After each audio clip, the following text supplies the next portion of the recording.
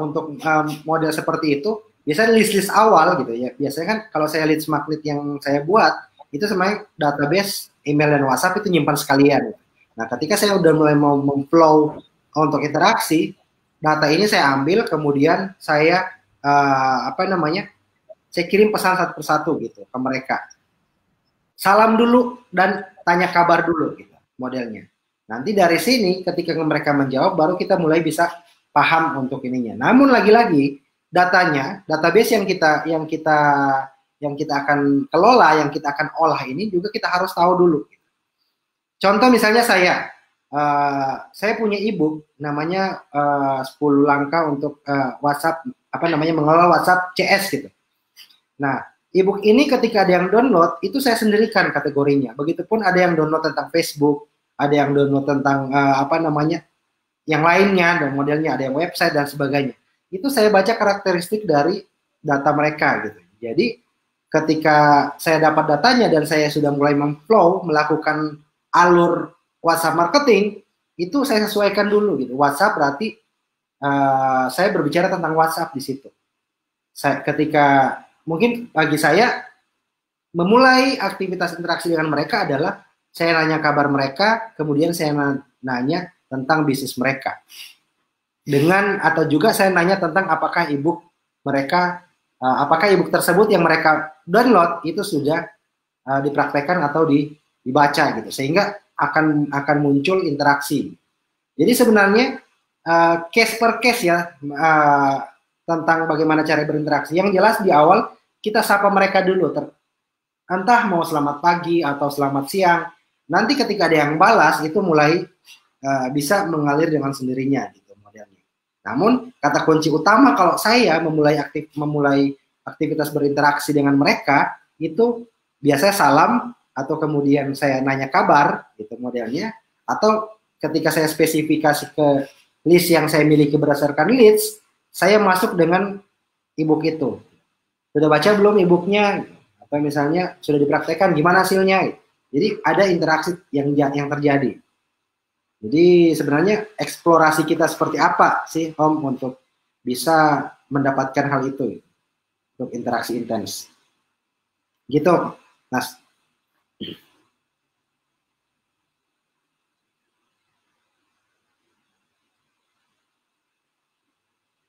Oke. Ini pertanyaan berikutnya. Wih, sama anaknya. Ini ada pertanyaan lagi Om. Yang dimaksud interaksi apakah calon pembeli yang benar-benar baru, ya, calon pembeli yang sebelumnya pernah beli, pernah deal tapi batal, kemudian tanya lagi pas ada konten baru, termasuk interaksi apa tidak Om? Ya, mau tahu contoh evaluasi 100 interaksi tadi dilakukan tiap hari, tiap minggu atau seberapa lama? Oke, jadi gini ya, interaksi itu di awal. Ini sih Mas Muhammad Hamdan ya, saya juga lihat dirinya Mas Muhammad Hamdan. Interaksi itu di awal gitu. Artinya interaksi ini goalsnya satu gitu. Goalsnya bagaimana? Kita bisa saling save nomor gitu. Mereka dan kita saling save nomor. Ini goals di awal. Nah, kalau misalnya permasalahan yang ada itu calon pembeli, leads, kemudian apalagi yang sudah ngisi data dan sebagainya gitu. Itu saya pikir sudah tidak masuk lagi di kategori interaksi gitu. Kita masuk di kategori edukasi. Jadi memperbanyak edukasi ke mereka gitu. Kalau misalnya ada produk baru lagi yang sesuai dengan ini, kita ini lagi dengan broadcast lagi dengan edukasi gitu.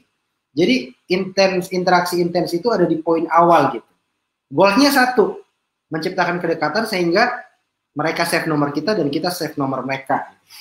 Nah, kalau misalnya evaluasi tadi dari 100 interaksi tadi, kalau saya flow dari interaksi sampai dengan offer itu saya seminggu. Jadi per minggu, sehingga evaluasi yang saya buat juga seminggu. Jadi misalnya hari Senin, contoh hari Senin itu saya mulai dengan menyapa mereka. Kemudian setelah itu besoknya atau lusanya saya mengirim konten edukasi. Tergantung ada berapa edukasi yang saya buat gitu. Misalnya kalau 2 edukasi berarti prosesnya 2 hari. Kalau misalnya 3 edukasi prosesnya 3 hari. Yang jelas sehari mereka hanya mendapatkan 1 pesan dari saya. Nggak kayak minum obat harus 3 kali sehari dan sebagainya. Kenapa? Karena saya sadar ketika mereka terganggu, otomatis saya kehilangan mereka. Gitu. Jadi sangat penting untuk menjaga mood mereka juga, sehingga ketika saya nge-broadcast itu pasti, atau misalnya saya ngirim konten edukasi, itu sehari hanya sekali gitu. Lalu kemudian saya lanjutkan besok atau lusa lagi gitu modelnya. Sampai pada akhirnya di poin terakhir adalah promo, sehingga jadwal saya untuk promosi ke mereka itu seminggu hanya sekali gitu. Jadi paling banyak adalah interaksi dan mengedukasi. Nah, bagaimana cara agar kita bisa tetap terus berpromosi ke mereka? Kita promosinya di WhatsApp Story. Di WhatsApp Story kalau kita mau promosi setiap hari pun tidak masalah gitu. Kenapa? Karena WhatsApp Story adalah ranah privat kita gitu, bukan ranah privat mereka. Sehingga mereka bebas mau lihat atau enggak gitu modelnya. Namun kalau misalnya kita broadcast ke mereka atau kita ngirim pesan langsung ke mereka, itu kita masuk ke ranah privasi mereka, ke ranah privat mereka, sehingga jangan sampai mengganggu mereka gitu. Jadi konten-konten yang saya kirimkan juga tidak banyak gitu. Sehari sekali saya ngirim konten. Bahkan kadang besoknya enggak, baru lusanya gitu modelnya. Nah, terakhir flow-nya adalah, jadi intinya adalah saya flow-nya dari interaksi sampai dengan offer itu seminggu. Terakhir saya jualan modelnya. Jadi offer terakhir, nah di situ saya baru evaluasi setelah offer itu baru saya mengevaluasi semuanya. Gitu. Gimana yang kurang seperti apa gitu modelnya. Nah, beda dengan email. Di email saya setiap hari jualan gitu, bahkan nggak ada edukasi gitu. Di email saya jualan aja terus modelnya gitu, nggak pernah ada lagi edukasi gitu.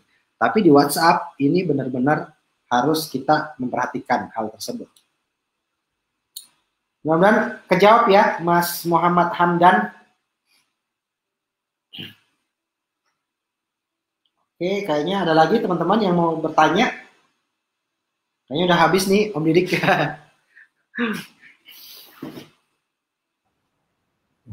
Saya bertanya Om ya, saya bertanya sedikit ya. Ya, oke. Apa strategi WA Story seperti apa Om? Apa perlu ada edukasi menarik, lucu-lucuan atau seperti apa? Apa langsung hard selling aja di WA Story itu atau ada strategi nggak Om? Kalau WA Story kalau saya sih Om itu 90%-nya itu hard selling Om.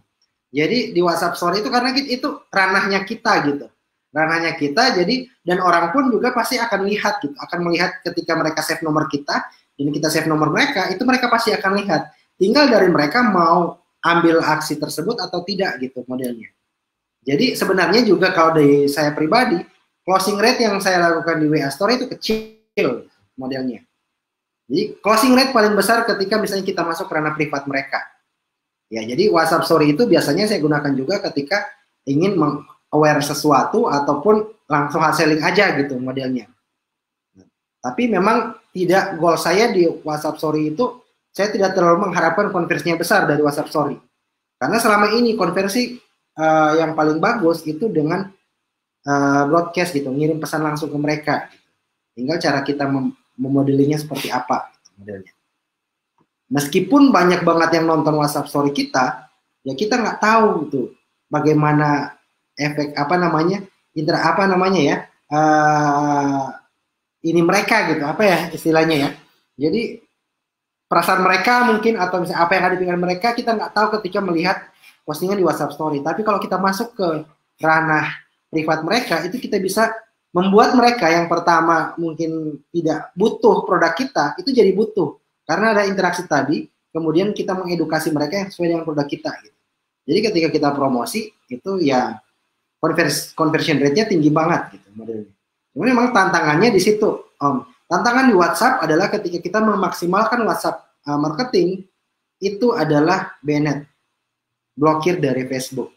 Namun, makanya di goals di awal, di intense itu, di interaksi intense, itu sangat penting. Bagaimana saya nyimpan nomornya, mereka nyimpan nomor saya. Goalsnya di situ, kalau di interaksi itu. Karena setelah itu kita bisa menggunakan broadcast list. Broadcast list kita mau pakai berapapun broadcast list pesan siarannya WhatsApp, itu nggak bakalan akan keblokir kita. Modelnya. Nah, jadi syaratnya ketika bisa masuk ke broadcast list ya udah, berarti harus saling save nomor gitu. Nah, cara saya untuk melihat apakah mereka menyimpan nomor saya atau tidak, itu dengan cara broadcast list juga gitu.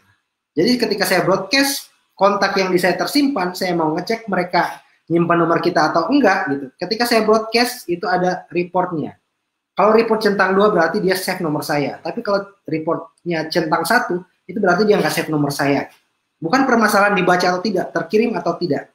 Karena kalau dia nggak save nomor saya, broadcast list saya nggak bakal kekirim ke dia. Nah, ini cara saya mengevaluasi apakah dia ngirim, apakah dia menerima menyimpan nomor saya modelnya. Nah, orang-orang yang tidak save nomor itu biasanya saya gunakan lagi jadi terus pihak ketiga ya untuk nge-broadcast mereka, mengajak mereka untuk saling save nomor modelnya.